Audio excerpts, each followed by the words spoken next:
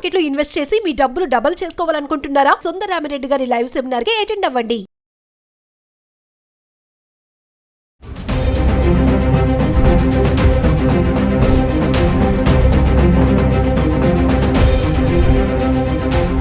నమస్తే, welcome back to Suman TV. Present మనతో పాటు ఉన్నారు ఎనలిస్ట్ మందర్ కృష్ణారెడ్డి గారు. నమస్తే సార్. నమస్తే అమ్మా. సార్, మరి ఇంటర్నేషనల్ మార్కెట్ లో ఫ్లక్చువేషన్స్ చూసుకుంటే, మళ్ళీ ఇండియన్ మార్కెట్ లో పెరుగుతున్నటువంటి డిమాండ్, ఇంకా ట్రంప్ తీసుకునే ఆంక్షలు, ఈ రూల్స్ పైన ఇవన్నీ చూసుకుంటే బంగారం పైన మరి రేట్లు అనేవి చూస్తే ఎంత ఫాస్ట్ గా పైకి వెళ్ళిపోతున్నాయంటే, మనం మాట్లాడుకుంటున్నాం రెగ్యులర్ గా. ఈరోజు 1,15,000 ఉంది. అంటే బంగారం కొనాలి అంటే 1,00,000 దాటి అయిపోతుంది. అంటే ఇది ఎంతవరకు వెళ్తుంది, అసలు రీజన్స్ ఏంటంటారు? ఒక్కసారి మనం వెనక్కి వెళ్ళి చూసుకుంటే ఎక్కడి నుంచి ఎంతవరకు వచ్చింది అనుకుంటే సార్? గోల్డ్ రోజు రోజుకి పెరుగుతున్నమాట వాస్తవం. దాని అర్థం ఇది 2 లక్షలకి వెళ్ళిపోతుంది, 1,50,000కి వెళ్ళిపోతుంది. ఇలాగా అవగాహన లేకుండా మాట్లాడేసి జనాన్ని కన్ఫ్యూజన్ పెట్టడం అనేది కరెక్ట్ కాదు. గోల్డ్ అనేది ఎవరి చేతిలో లేదు.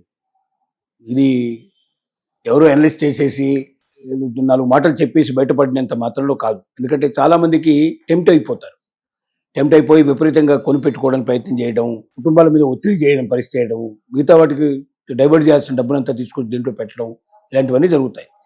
దీనివల్ల రేపు పొద్దున ఒకవేళ పెరగకపోతే, ఒకవేళ తగ్గిపోతే అప్పుడు దాని బాధ్యత ఎవరు వహిస్తారు?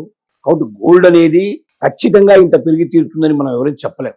దానికి పరిస్థితులను బట్టి, సిచ్యువేషన్ అంటే ప్రపంచ మార్కెట్లను బట్టి, అలాగే స్టాక్ ఎక్స్చేంజ్లను బట్టి, తర్వాత డాలర్ రేట్ను బట్టి, మన రూపీ మార్కెట్ వాల్యూని బట్టి, ఇట్లా రకరకాల పద్ధతులు, రకరకాల విషయాల మీద ఆధారపడి ఉంటుంది. కాబట్టి ఏ ఒక్కటి ప్రపంచం లోపల ఏ మాత్రం తేడా వచ్చినా ఆటోమేటిక్గా రేటు పడిపోవడానికి అవకాశాలు ఉంటాయి, రేటు పెరిగిపోవడానికి అవకాశాలు ఉంటాయి. పెరుగుతుంది తగ్గుతుంది అని చెప్పేది అప్పటి కాలమైన పరిస్థితులను బట్టి చెప్పాల్సిందే తప్ప, ఈ రోజు కూర్చొని ఇంకో 10 ఏళ్ళకి ఏం జరగబోతుందో చెప్పడం కష్టం. అయితే మన ముందర గోల్డ్ 1975 నుంచి ఇప్పటిదాకా ఎలా పెరుగుతూ వస్తుందో ఒక పట్టీ మన దగ్గర ఉంది.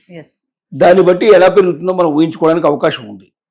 కానీ ఇదే సేమ్ టైం లోపల గోల్డ్ మీద కాకుండా ఇతర రంగాల మీద పెట్టిన పెట్టుబడి కూడా ఎలా పెరిగాయో మనం ఆలోచిద్దాం. ముందుగా గోల్డ్ గురించి చెప్పుకుంటూ వెళ్తే, మనం 1975లో 540 రూపీస్ ఉంది గోల్డ్. ఇది పర్ తులా 10 గ్రామ్స్కి. అదే 1980 వచ్చే వరకల్లా 5 years లోపల 1330కి వెళ్ళింది, 1,330 రూపాయలకి వెళ్ళింది. అంటే 5 సంవత్సరాల్లో 1,330 రూపాయలకి వెళ్ళింది. అలాగే 1990కి వచ్చేసరికల్లా ఇక్కడ 10 ఏళ్లకు తీసుకుంటే లెక్క 3,200కి వెళ్ళిపోయింది. 10 ఏళ్లలో 1,330 నుంచి 3,200కి వెళ్ళింది. అలాగే 2000 సంవత్సరాలకి తీసుకుంటే 10 ఏళ్లలో 4,400కి వెళ్ళింది. 2008కి తీసుకుంటే 13,000కి వెళ్ళింది. 2010కి తీసుకుంటే 18,500 రూపాయలకి వెళ్ళింది. అదే 2013లో తీసుకుంటే 30,000కి వెళ్ళింది. 2020లో తీసుకుంటే 50,000కి వెళ్ళింది. అంటే 2020కి వెళ్ళే 50,000 ఉంది. కానీ 2025కి వచ్చేసరికల్లా 1,15,000కి అయింది. అంటే ఇంతకుముందు ఎప్పుడూ పెరిగినంత పెరిగింది. గత మొత్తం చెక్ చేసుకుంటే 5 ఏళ్లలో ఇంత డిఫరెన్స్ ఎప్పుడు రాదు. ఫస్ట్ టైం ఇంత డిఫరెన్స్ వచ్చింది. దీనికి కారణాలు రకరకాలుగా, ప్రపంచ కారణాలు అన్నీ ఉన్నాయి దీంట్ లోపల. అన్ని కారణాల వల్ల వచ్చింది. రేపు భవిష్యత్తులో కూడా 5 ఏళ్లలో ఇదే స్పీడ్తో పెడుతుంది, ఇంతకన్నా స్పీడ్గా పరిగెడుతుందని చెప్పడం అనేది కరెక్ట్ కాదు. ఎందుకంటే ఇప్పుడున్న వాతావరణ పరిస్థితులే, ఇప్పుడున్నటువంటి ప్రపంచ పరిస్థితులే ఇంకా 5 ఏళ్లకు 10 ఏళ్లకు ఉంటాయని చెప్పలేం.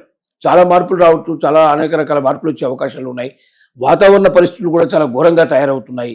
ఎప్పుడు భూకంపాలు వస్తాయో తెలియదు, ఎప్పుడు వరదలు వస్తాయో తెలియదు, ఎప్పుడు ఎండలు వస్తాయో తెలియదు, ఎప్పుడు చలికి గడ్డగట్టే పరిస్థితి ఏర్పడుతుందో తెలియదు.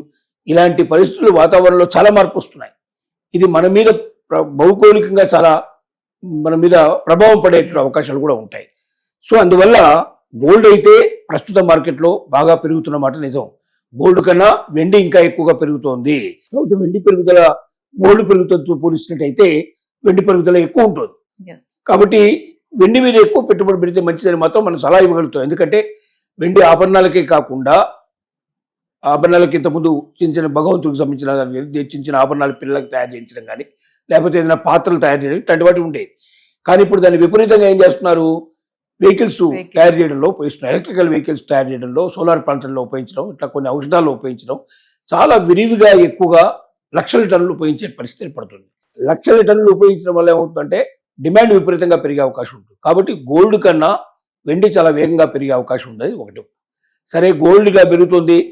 19 మనం తీసుకున్నట్టయితే 1975లో అప్పుడు 570 రూపీస్ ఉండేటువంటి, ఇవాళ దాదాపుగా మనకు 1,15,000కి వెళ్ళిందని మనం అనుకుంటున్నాం.